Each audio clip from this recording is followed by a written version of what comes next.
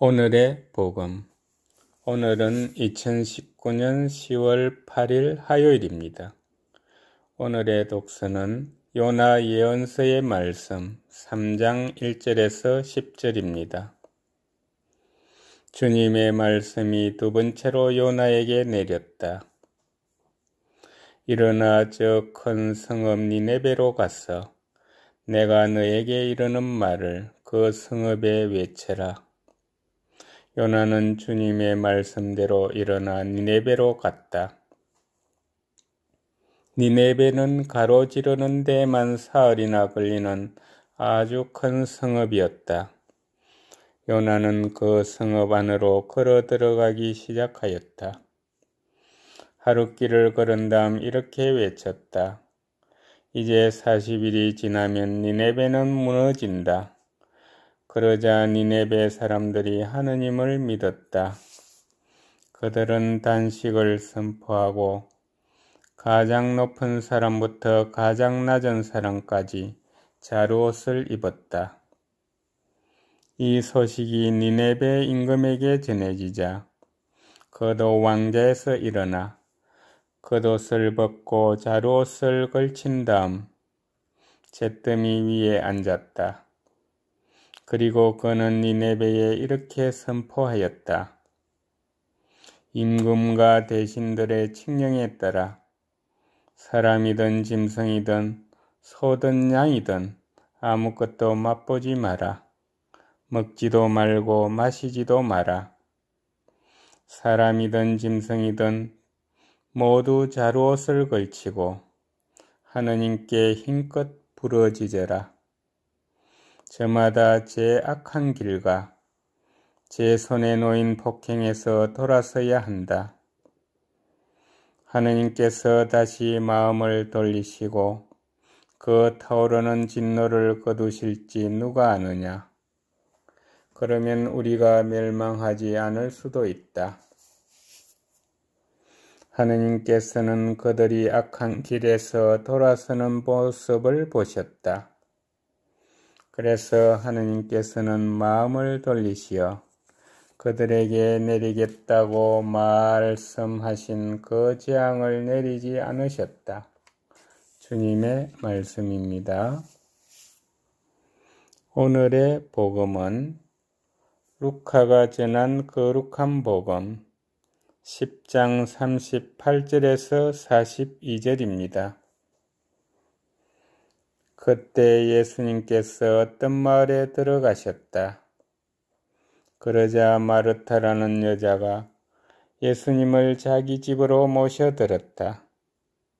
마르타에게는 마리아라는 동생이 있었는데 마리아는 주님의 발치에 앉아 그분의 말씀을 듣고 있었다.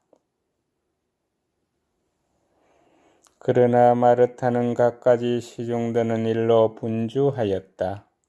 그래서 예수님께 다가가 주님, 제 동생이 저 혼자 시중들게 내버려 두는데도 보고만 계십니까? 저를 도우라고 동생에게 일러주십시오 하고 말하였다. 주님께서 마르타에게 대답하셨다. 마르타야, 마르타야, 너는 많은 일을 염려하고 걱정하는구나. 그러나 필요한 것은 한 가지뿐이다. 마리아는 좋은 몫을 선택하였다. 그리고 그것을 빼앗기지 않을 것이다. 주님의 말씀입니다. 오늘의 묵상은 이성근 사바 신부님께서 해주십니다. 오늘 복음에서는 예수님께서 마르타와 마리아 자매의 집을 방문하신 이야기를 들려줍니다. 동서고금을 막론하고 손님을 맞이하는 것은 보통 신경 쓰이는 일이 아닙니다.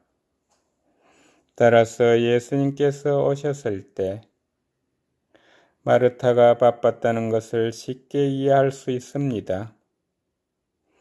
마르타 입장에서는 시중드는 일을 도와주지 않으면서 예수님 발치에 앉아만 있는 마리아가 원망스러웠을 것입니다. 그러나 그것을 불평하는 마르타에게 예수님께서는 마리아가 좋은 몫을 선택하였다고 하십니다.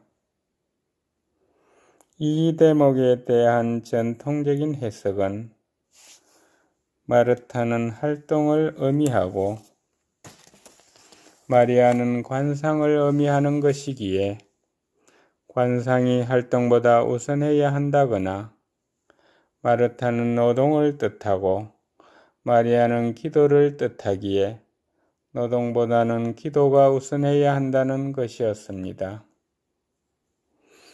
그러나 예수님을 맞이하는 마르타나 마리아의 마음이 서로 달랐을 것 같지는 않습니다.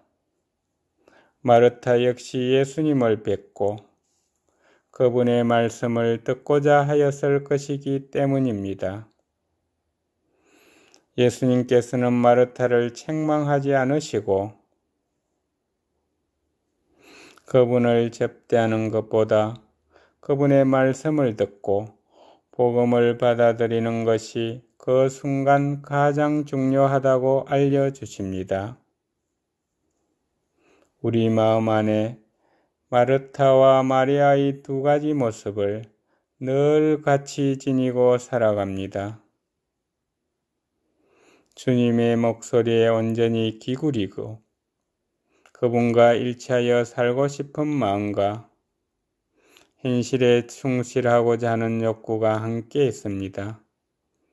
중요한 것은 이 두 가지 가운데 무엇 하나를 선택해야 하느냐가 아니라 이 둘을 내 삶 안에 어떻게 조화시킬까 하는 것입니다. 신앙 안에서 우리 생활에 대한 영감을 얻고 우리 생활을 통하여 신앙을 실천해 나가는 것이 하느님 보시기에 좋은 몫을 택하는 것이 아닐까 싶습니다. 감사합니다.